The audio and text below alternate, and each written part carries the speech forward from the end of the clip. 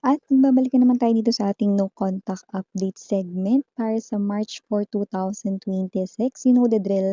Pwede niyong i-pause ang video na 'to at isipin ninyo yung specific person sa inyong mind, no? Kung meron pa ba siya ditong feelings for you guys, kung meron pa ba siya rito, no, na iniisip ka, or kung may plano or actions ba siya rito na konektado sa iyo. So, yun ang ating aalamin, no? Be mindful lang din ng ating kukunin ay hindi niya energies kahapon, hindi rin bukas, kundi ngayon. Real-time energies ng person na ito. Yung mga gusto lang makichismis rito, na tara tambay dito mga babes, no? Yeah. Hi, my name is Yan. Welcome new subscribers. At kung hindi niyo pa alam, meron pa tayong other channel, no? Link down below sa ating description box. Doon ay nag-upload din tayo ng collective readings for all signs every day.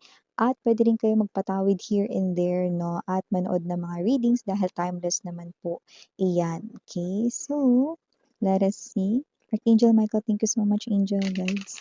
Can we get messages para dito sa person, specific person sa isip ni Collective? May feelings pa po ba ito sa kanya? Iniisip pa ba siya nito? May actions ba na gagawin itong tao na to related sa connection nila? Or kahit ano na important details. Can you please show me?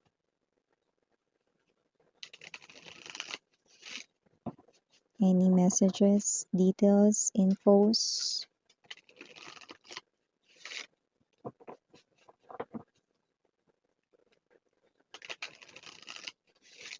Okay, kumawayo.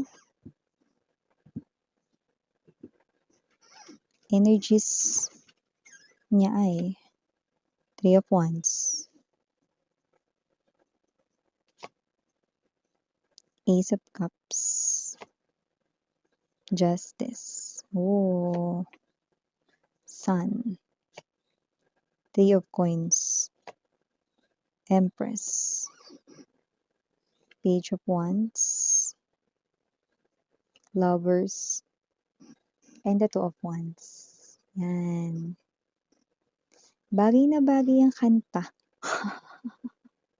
I keep on loving you. Yan no. I keep on loving you. Ikaw pa rin, Empress energy ang nasa isip niya. At yes, I'm picking up the word na paghahalataan siya ngayon ng mga tao sa paligid niya, ng friends niya, ng family niya rito, ng kanya rito mga katrabaho na friends niya na rin with the Three of Coins energy na ikaw pa rin yung kanya ritong gusto. Yan no, waiting siya rito for new love, nakikipagkita, nakikipag-meet, nakikipag-connect sa bago, pero wala talaga.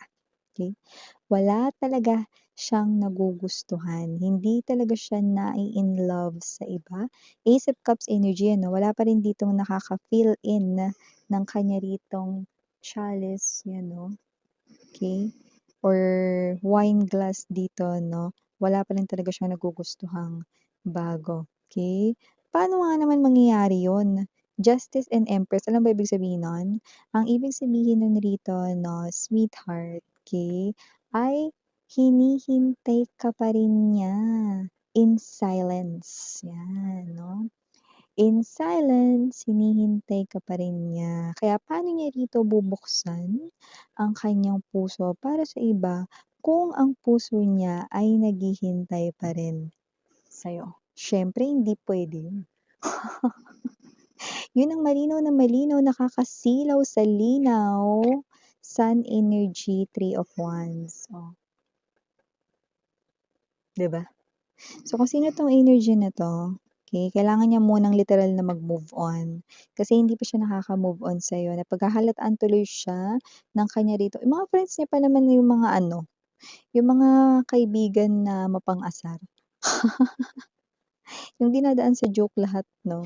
So, lalo na dito, sa person na ito, no? Dahil lang nga, kahit na yung iba matagal na kayo na hiwalay nitong tao na to, no? Masakit pa rin sa kanya yung joke na wala na kayo. Yan, no? So, whoever this energy is, no? This person, ito ang kanyang real-time energies, no? So, sa kanya ritong fantasies, sa kanya rito, no, na delusion, the lovers, no, ay kayo pa rin.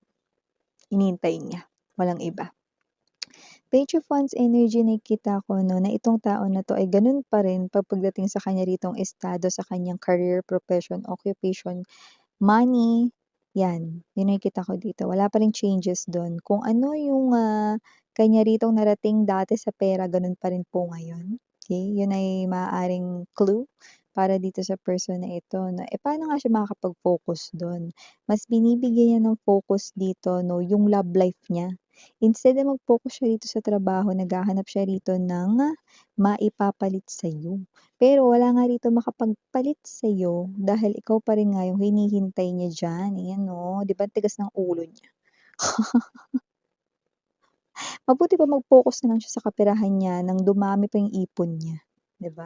So nakita ko din dito 'no, na kaya rin hindi siya nakakapag-ipon dahil itong tao na 'to 'no, ay posibleng, nagta-travel-travel para makalimot. May gastos, eh. Sa biyahe-biyahe. Puwedeng 'yan ay literal na travel, mga tourist spots, pero 'yan din ay literal na puwedeng travel sa barkada, tapos, "Uy, inom tayo ganito, ganyan, sagot ko, bla bla." 'Yan, oh. 'Yan, so gano'n ko nakikita. So with the Two of Wands, nakikita ko rito 'no, na itong tao na 'to 'no ay puro gesso.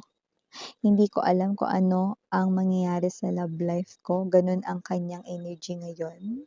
Okey, at itong energy na 'to na parang may energy rito 'no, ng gusto niya naman na parang mag-try na magmahal na ng bago, pero hindi niya magawa. So parang pinipilit niya yung self niya pero parang wala talaga, ano, hindi talaga effective, yun yung nakikita natin. So with the Three of Pentacles energy, nakita ko rito 'no, na pagdating naman sa energy mo, lumbas kasi 'to bilang energy mo.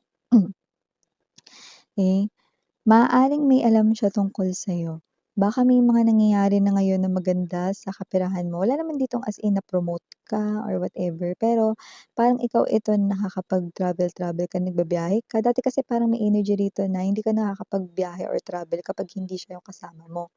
Puwede kasing may energy siyang, nakikitang ganyan ka na binubyu dati or ganyan ba kayo dati? Okay, you know the answer. Or ikaw ito 'no na, um meron ka ng mga nabibili ngayon 'no, na mga bagay na hindi mo nabibili dati at posibleng alam niya 'yun, 'yan. Okey, may mga balita siya tungkol sa'yo. So maliban diyan, may energy rin dito pero iba siguro na-promote na kayo kasi tungkol 'to sa ano, sa pag-angat ng inyo ritong kaperahan or pagbalanse ng inyo ritong pinansiyal, 'yan. Okey. So maliban diyan, may energy rin dito 'no, na may isa-success pa kayo ngayong 2026 with the Empress.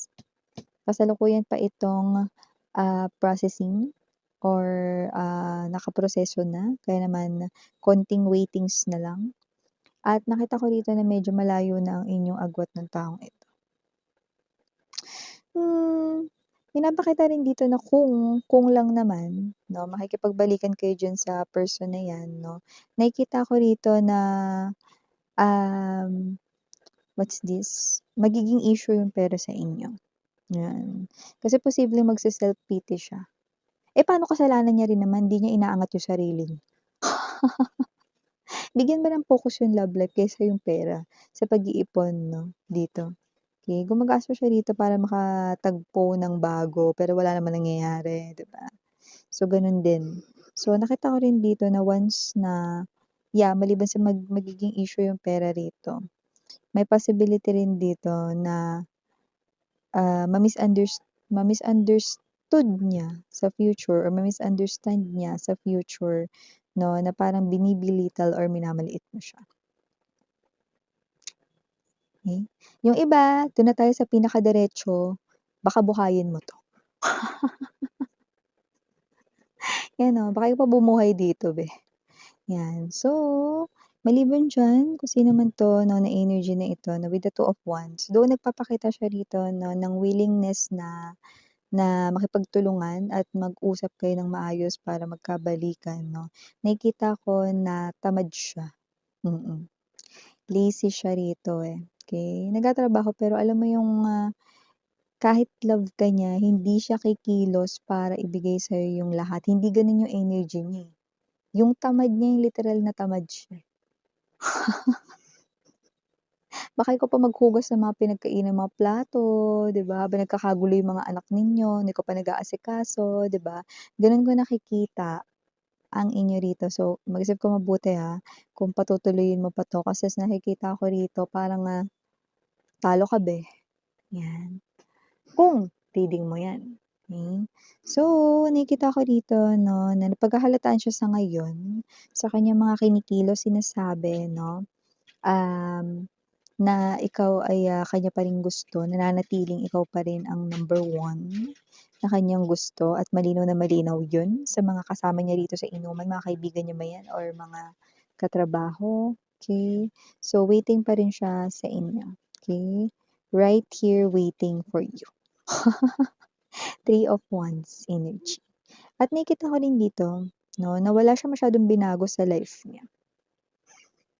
Yung hairstyle niya gano'n pa rin, okey.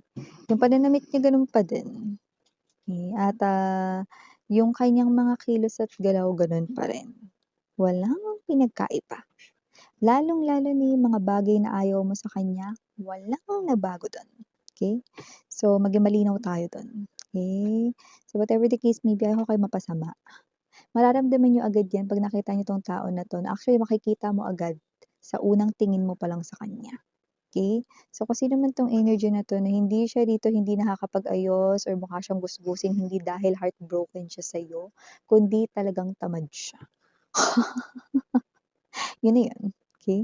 Hindi siya responsable hanggang ngayon at nakikita ko rito 'no, na magdudulot lang 'to sa'yo ng pabigat siya. Okay, sa future kung, tatanggapin mo siya, ayan, 'di ba? So, ngayong nakaalis ka na, huwag ka ng bumalik pa, please lang.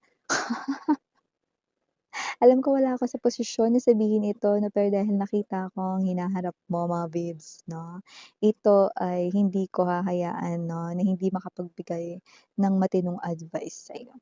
Eh, at first mararamdaman at makikita mo na 'yan. So, kung ano yung makikita mo sa umpisa pa lang 'no, at mararamdaman sundin mo. Sabi nga ng sex bomb, kung ano ang nasa puso mo sundin mo.